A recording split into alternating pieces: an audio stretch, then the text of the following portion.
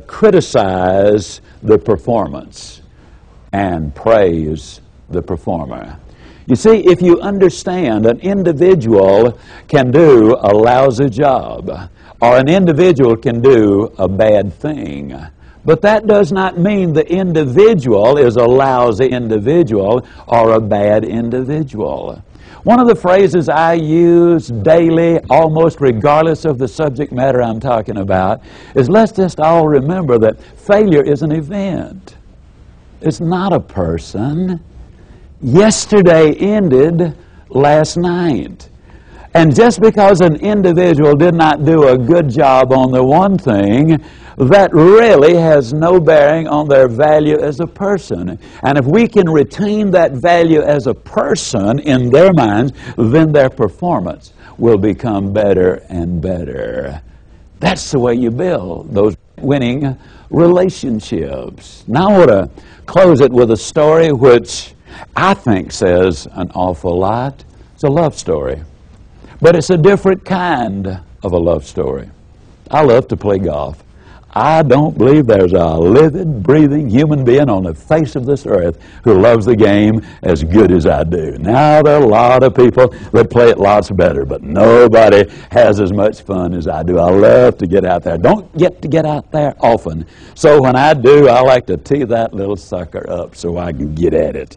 Now, I rear back, and when I go out there, I get after it. Boom! And if I can find it, hit that sucker again. Well, anyhow, I learned a long time ago that a fast game of golf and a slow game of golf both require about 5 hours. And when you travel as I do, I'm not about to come home and kiss the redhead. The redhead is my wife of all of these years, and my son goodbye and head for the golf course. I mention my son because he came 10 years after our youngest daughter, and when they were coming up, golf really wasn't in the game or in the cards for me to any degree. But after my travels, I didn't want to come home and leave my family, but I love to play golf. So I came up with a brilliant idea, if I do say so myself. Bought my wife and my son a set of golf clubs, and everybody was excited about it, except my wife and my son. But they went along with me for about 5 games. End of the 5th game, the redhead said, "Honey," said, "I just don't like to play golf." Instead of when I talk about my wife, I always call her the redhead. When I'm talking to her, it's Sugar Baby. And her name is Jean. The redhead said, "Honey, I just don't like to play golf." Said it's too hot or too cold or too wet or too dry or too windy or whatever. Count me out, but you and Tom keep playing. You love it and you need that time with him. Well, I went golf buddy number 1. Into the summer, my boy said, "Dad, I don't hardly know how to tell you this, because I know how good you like to play golf, and I know how good you like to be with me. But Dad, golf is just not my game." I said, "Just count me out." Now, Dad, I'll wrestle with you. I'll run with you. I'll ride the bicycle with you. I'll play catch with you. I'll do any of those things, Dad, but golf, that's not my game. Count me out. There went golf buddy number 2. Well, for the next 3 or 4 years, there wasn't much golf in my life. Then one night, we were out to dinner. My sticks were in the trunk of the car. We were on the way back home. We passed a driving range. My boy suddenly said, "Dad, let's stop and hit a few." Well, my boy's a smooth talker. So we stopped to hit a few. We were banging away, and he said, "Dad, let me borrow one of your woods." So I handed my son my 4-wood, and he choked up on a little bit. He reared back. He let the string out. He busted that sucker about 40 yards further than he had ever hit a golf ball before. I'll tell you, he turned around grinning like you've never seen before. Biggest smile I'd ever seen on my son's face until 2 days later. When I saw that grin that night, though, I knew I had me a golfing buddy. A couple of days later, we were out on the course.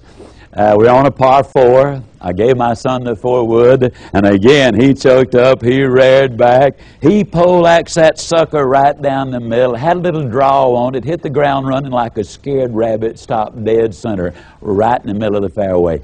Perfect position.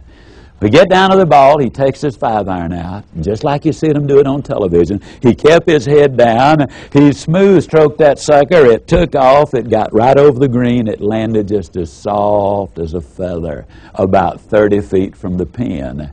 He's hunting his bird. Now, if you don't know anything about golf, that means that if he sinks the putt, he's 1 under par on this hole. If you don't know what that means, it means he done good. So I showed my boy how to line the putt. I showed him how to stroke it. And the minute he stroked that putt, I knew it was in the hole. But when that ball hit the bottom of that cup, that boy jumped straight up about 6 feet. Still beat me to the ground by 5 seconds, I'll tell you. You're talking about excitement. Man, I was excited. I grabbed my boy and hugged him. We did a victory dance there for a couple of minutes. Then all of a sudden I realized I was in trouble. See, I was on the green in 2 also.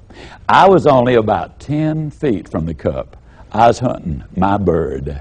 I knew that if I missed my putt, my boy would think I'd done it on purpose so he could win. That would have given him a cheap victory, which is quite a loss. So I determined that I was going to do the very best I could, so that if I did miss, then I could honestly say, congratulations, son, you've won it fair and square. Well, my best effort always includes a little providential help, which I believe is perfectly legitimate, even on the golf course, maybe especially on the golf course. Well, anyhow, I lined the putt as well as I know how to line a putt. I stroked it as well as I've ever stroked a putt in my life, and just like it had eyes, it went straight to the bottom of the cup. Before I reached down to pick it up, I looked at my son and I said, now tell me the truth, boy. Were you pulling for Dad? I think you know what it would have meant to my son had I missed the putt. He was 11 years old. He had never beaten me a hole of golf. It would have meant a great deal to him. Yet quietly and yet very firmly, without any hesitation, my boy looked me right in the eye and said, Dad, I always pull for you. That, ladies and gentlemen, is love. That's pure love. That's what we need in every home on this entire globe. It's what we need between the parent and the child. It's what we need between the educator and the student. It's what we need between the employer and the employee.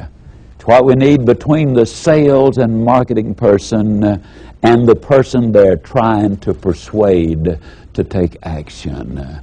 You see, if you really have that feeling where you're pulling for the other person, if you believe in what you're doing so strongly that you can pull for the other person to buy for their benefit, at that instant you become infinitely more persuasive, infinitely more professional, infinitely more productive.